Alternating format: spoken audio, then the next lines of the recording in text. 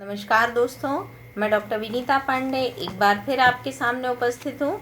और आज हम बात करने वाले हैं कि आपका जो थीसिस लिखते हैं आप, या नेट में आप रिसर्च करते हैं, रिसर्च रिपोर्ट बनाते हैं, और साथ ही एमएड में आप डिजर्टेशन बनाते हैं, या आप एमए का प्रोजेक्ट बनाते हैं, तो उस डिजर्टेशन में आपको टेस्ट करना होता है।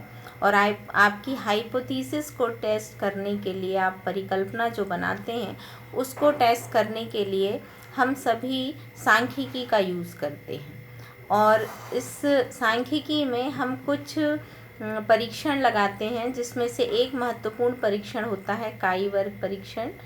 और आज हम उसी के बारे में बात करने वाले हैं, क्योंकि बहुत सारे विद्यार्थियों के कॉल आते हैं प्लस मैसेज आते हैं कि मैडम प्लीज़ आप हमें काई वर्ग स्क्वायर जो है काई टेस्ट के बारे में बताइए। तो आइए आज हम जानते हैं। सांख्यिकी के क्षेत्र में काई वर्ग परीक्षण जो होता है वो एक सर्वाधिक महत्वपूर्ण टेस्ट होता है। अप्राचलीय परीक्षण कहलाता है ये। और ये परीक्षण बंटन के स्वरूप और प्राचलनों पर ही आधारित नहीं होता। और इस विधि का प्रयोग जो है वो गुणों की स्वतंत्रता के परीक्षण के लिए किया जाता है। गुण स्वतंत्रता की मान्यता के अनुसार जो ज्ञात प्रत्याशित आवृत्तियों को वास्तविक आवृत्तियों से घटाने पर प्राप्त राशि के वर्ग को ही हम काई वर्ग कहते हैं।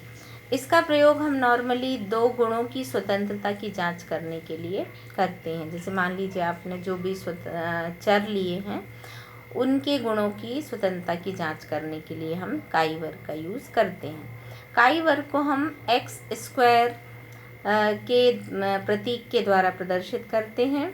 और ये जो काई वर्ग परीक्षण का प्रतीक जो है वो एक्स स्क्वायर ग्रीक वर्णमाला के अक्षर एक्स या काई का वर्ग होता है।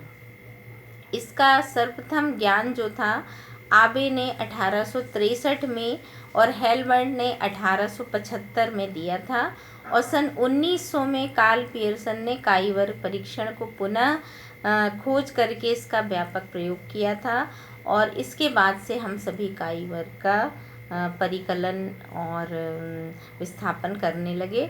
तो आज हम जानते हैं कि काई वर्ग का परिकलन अर्थात कैलकुलेशन ऑफ काई स्क्वायर जो होता है वो क्या होता है, और काई वर्ग क्या होता है। तो काई वर्ग जो होता है वो वास्तविक या अवलोकित आकृतियों और किसी परिकल्पना के आधार पर परिकलित तत्संवादी प्रत्याशित या सैद्धांतिक आवृत्तियों का जो अंतर होता है उसको कहते हैं।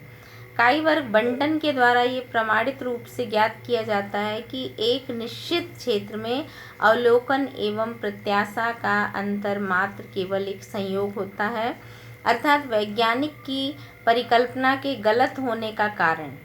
काई वर्ग का परीक्षण का उपयोग शोध में सांख्यिकी परिकल्पना के परीक्षण के द्वारा किया जा सकता है, और उसी के परीक्षण के लिए हम काई वर्ग का प्रयोग जो है वो करते हैं।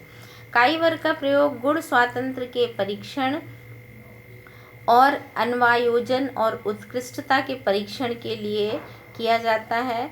और सबसे ज़्यादा प्रयोग जो होता है उसका राजनीति विज्ञान और प्रशासन विज्ञान में सबसे ज़्यादा किया जाता है। और जो काई वर्ग की जो विधियां होती हैं वो स्वातंत्र का परीक्षण निम्न विधियों के द्वारा किया जाता है। जैसे एक तो होती है आपकी शून्य परिकल्पना, नल हाइपोथेसिस, जिसमें रिसर्चर जो है वो केवल ये देखता है कि परिकल्पना का एक निर्माण करता है, और वो ये देखता है कि दो जो चर हैं उनके गुणों में साहचर्य नहीं है, अर्थात वे एक दूसरे को प्रभावित नहीं करते और एक दूसरे से वो पूर्ण रूप से स्वतंत्र हैं। तो इनका जो अंतर शून्य होता है वही आपकी शून्य परिकल्पना जो होती है वो कहलाती है। और उसी का टेस्ट करने के लिए हम काई वर्ग का प्रयोग करते हैं। फिर कैलकुलेशन ऑफ काई स्क्वायर पे जब हम आते हैं तब हम देखते हैं कि शून्य मान्यता के आधार पर वास्तविक आवृत्तियों की सहायता से सभी कोष्ठों की प्रत्याशित आवृत्तियों का जो परिकलन या परिगणन किया जाता है, इसी प्रक्रिया को हम काई वर्ग का परिकलन कहते हैं। जैसे इसमें कई बार होता है कि हम ए और बी को स्वतंत्र गुण मान करके विभिन्न गुण संयोगों के लिए प्रत्याशित आवृत्तियों का परिकलन करते हैं, और इसके लिए हम संबंधित खाने को जोड़ करके संबंधित पंक्तियों के जोड़ से गुणा करके उसका कुल जो है वो भाग, कुल जोड़ का भाग दे दिया जाता है, जिसको हम n कहते हैं। काई वर्ग के परिकलन के दूसरे चरण में वास्तविक आवृत्ति f में से फ्रीक्वेंसी में से हम fe को घटा करके इसका अंतर ज्ञात करते हैं, और वही परिकलन कहता है। इसका जो सूत्र होता है वो f माइनस fe कोष्टक के अंदर f माइनस fe होता है। स्क्वायर वास्तविक आवृत्ति और प्रत्याशित आवृत्ति के अंतर के वर्ग का परिकलन जब हम करते हैं तब इसका सूत्र जो है वो कोष्टक में f माइनस fe स्क्वायर हो जाता है। तो आशा है कि आपको ये चीज़ें समझ में आई होंगी। अगले वीडियो में हम इसके बारे में और भी विस्तार से पढ़ेंगे। आज के लिए बस इतना ही। धन्यवाद।